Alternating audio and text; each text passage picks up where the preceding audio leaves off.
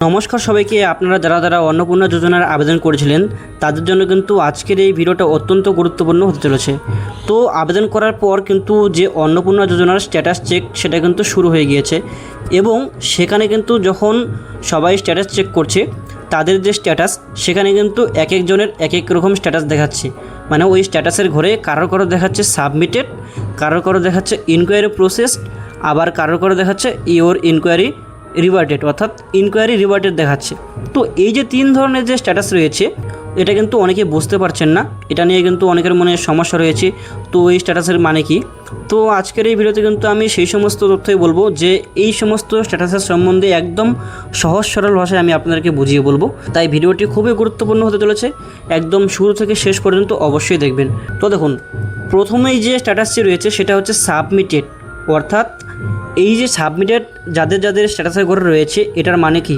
তো এটার মানে হচ্ছে যে আপনার যে আবেদনপত্র সফলভাবে সরাসরি পোর্টালে জমা পড়েছে, অনলাইনে হোক অথবা অফলাইনে হোক। তো কখন এই স্ট্যাটাস দেখায়? দেখুন, আবেদন জমার ঠিক পরপরই কিন্তু এই স্ট্যাটাস দেখাবে। মানে সরকার বলছে হ্যাঁ আমরা তোমার আবেদনটা পেয়েছি, এখন আমরা দেখব। আপনার আবেদনটা কিন্তু বিডিও অফিসে বা পৌরসভায় অফিসে পাঠানো হয়েছে, সেখানে কর্মীরা কিন্তু আপনার দেওয়া তথ্যগুলো মিলিয়ে দেখার জন্য প্রস্তুত এখনও হয়নি। অর্থাৎ আপনার যে ফর্মটি রয়েছে সেটা কিন্তু তারা এখনও যাচাই প্রক্রিয়া শুরু করেনি, তাই জন্য কিন্তু এখানে ফর্ম সাবমিটেড দেখাচ্ছে। তো তার পরবর্তীতে কিন্তু অনেকের রয়েছে ইনকোয়ারি প্রসেস। তো এই ইনকোয়ারি প্রসেস মানে কি? তো দেখুন, আপনার যে আবেদনপত্রটি, অর্থাৎ আপনি যে অনলাইনে আবেদন করেছেন অথবা অফলাইনে আবেদন করেছেন, তো সেক্ষেত্রে কিন্তু আপনার যে সমস্ত তথ্য আবেদন করার সময় আপনি দিয়েছিলেন সেই সমস্ত তথ্য কিন্তু আপনার যাচাই করা হচ্ছে।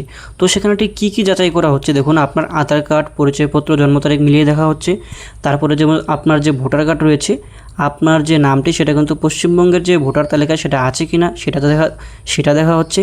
তারপরে আপনার রেশন কার্ড, আপনি বিপিএল রেশন কার্ড না অন্তর্দয় সেটাও কিন্তু দেখা হচ্ছে। তারপরে বলা হচ্ছে অ্যাকাউন্ট নং, অর্থাৎ আপনার যে ব্যাংকের অ্যাকাউন্ট রয়েছে তার সঙ্গে ডিবিটি লিঙ্ক চালু আছে কি না সেটা কিন্তু চেক করে দেখছেন। তো তারপরে রয়েছে যে আয়ের তথ্য, আপনার যে পরিবার ঠিক কত আয় করে। তো এই সমস্ত তথ্য কিন্তু আপনার যাচাই প্রক্রিয়া শুরু হয়েছে, তার জন্যই কিন্তু আপনার স্ট্যাটাসের ঘরে ইনকোয়ারি প্রসেস দেখাচ্ছে।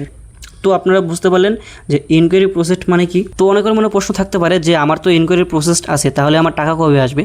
তো এই স্ট্যাটাসের পর কিন্তু আপনার ফর্মটি কিন্তু জেলা ম্যাজিস্ট্রেশনের অনুমোদনে পাঠানো হবে। সেখান থেকে কিন্তু আপনার অনুমোদন হলেই, অর্থাৎ আপনার ফর্মটি যদি ভেরিফাই হয় তারপরেই কিন্তু আপনার ডিবিটির মাধ্যমে সরাসরি আপনার ব্যাংকে টাকা আসবে, এছাড়া কিন্তু আসবে না। অর্থাৎ আপনার ফর্মটি এর পরবর্তী ধাপে, অর্থাৎ ভেরিফাই ধাপে যাওয়া পর্যন্ত কিন্তু আপনি টাকা পাবেন না, ঠিক আছে? তো তার পরবর্তীতে যে স্ট্যাটাসটা রয়েছে সেটা হচ্ছে ইনকোয়ারি রিভার্টেড। তো এর মানেটা কি? দেখুন, এর মানে হচ্ছে এটা হলো তৃতীয় স্ট্যাটাস, একদম সবার শেষ।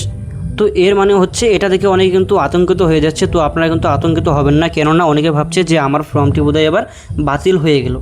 তো ইনকোয়ারি রিভার্ট মানে এটা কিন্তু বাতিল হয়নি। এটার মানেটা কি? দেখুন, এই শব্দের মানে হলো ফিরিয়ে দেওয়া, অর্থাৎ আপনার যে ফাইলটি সেটা যাচাইকারী অফিসারের কাছে গিয়েছিল, কিন্তু কোনো ব্যক্তিগত সমস্যার কারণে, অর্থাৎ আপনার যে সমস্ত তথ্য দিয়েছিলেন সেই সমস্ত তথ্য কিছুটা কিন্তু ভুল থাকার জন্য কিন্তু সেটা সামনের দিকে এগিয়ে যেতে পারেনি, ফাইলটা কিন্তু ফেরত পাঠানো হয়েছে, ঠিক আছে?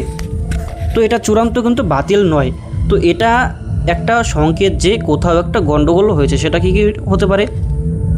আপনার কোন কারণ হতে পারে? দেখুন, প্রথম কারণ হচ্ছে তথ্য গরমিল, অর্থাৎ ফর্মে যা লিখেছেন তার সঙ্গে কিন্তু নথিপত্র তথ্য কোনো মিল নেই। আপনি যে ফর্ম ফিল আপ করার সময় যে সমস্ত তথ্য দিয়েছিলেন বা লিখেছিলেন সেই সমস্ত কিন্তু যদি গণ্ডগোল থাকে, যেমন আপনার আধার কার্ডের নাম একরকম, আপনার রেশন কার্ডের নাম একরকম, তো এরকম তথ্য ভুল থাকলে কিন্তু আপনার ফর্মটি ঘুরিয়ে দিবে, ঠিক আছে? তো দ্বিতীয় নম্বর কারণ হতে পারে আপনার আয়ের তথ্যের সমস্যা, অর্থাৎ আপনার যে সমস্ত তথ্য দিয়েছিলেন আয়ের, আপনার ইনকাম, সেই ইনকামের তথ্য যদি ফর্ম ফিল আপ করার সময় আপনি এক দেন এবং সেখানে যখন প্রসেস করার সময় দেখছে যে না এটার তো ইনকাম তথ্য আলাদা, তো সেক্ষেত্রে কিন্তু আপনার ফর্মটি ঘুরিয়ে দেওয়া হতে পারে।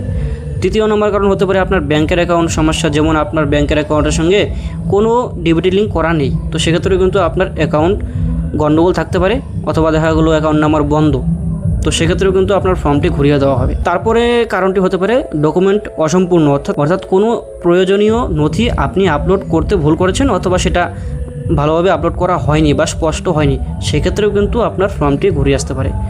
তো 4 নম্বর কারণ হতে পারে আপনি আবেদন করেছেন, আপনার ভোটের লিস্টের নামটি কিন্তু নেই, তো নাম না থাকলেও কিন্তু অথবা মৃত বলে চিহ্নিত হলেও কিন্তু আপনার ফর্মটি ঘুরে আসবে।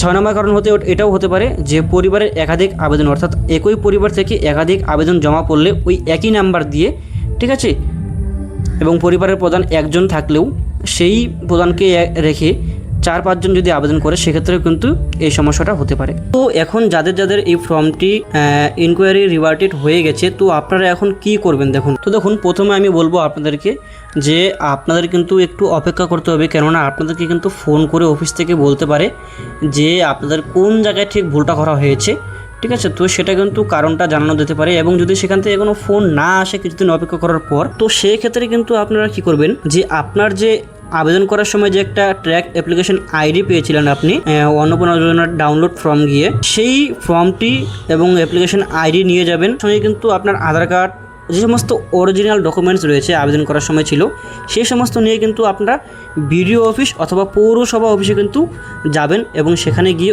সেখানে যে সরকারি স্টাফ রয়েছে তাদেরকে কিন্তু বলতে হবে যে আমি অন্নপূর্ণা যোজনায় আবেদন করছিলাম, তো সেক্ষেত্রে আমার ফর্মটি বর্তমানে ইনকোয়ারি রিভার্টেড দেখাচ্ছে, তো এটা এই কারণে হয়েছে, আমাকে এটা সমস্যার সমাধান কীভাবে করতে হবে। তো তারপর কিন্তু আপনাদেরকে এই সমস্যাটার সমাধান সেখান থেকে যতদূর সম্ভব করে দেওয়া হবে। তো আপনারা দেখতে পেলেন যে এই সমস্ত যে স্ট্যাটাস রয়েছে, এই সমস্ত 3 ধরনের স্ট্যাটাসের মানে কি। তো আজকের এই ভিডিওটা এই পর্যন্তই। যদি আপনি আমার চ্যানেলে প্রথমবার হয়ে থাকেন তাহলে আমাদের চ্যানেলটিকে সাবস্ক্রাইব করতে ভুলবেন না। এরকম নিত্য নতুন আপডেট পেতে আমাদের চ্যানেলটিকে এখনই সাবস্ক্রাইব করুন, এবং ভিডিওটি ভালো লাগলে লাইক করবেন, শেয়ার করবেন। তো আজকের জন্য এতটুকুই, ধন্যবাদ।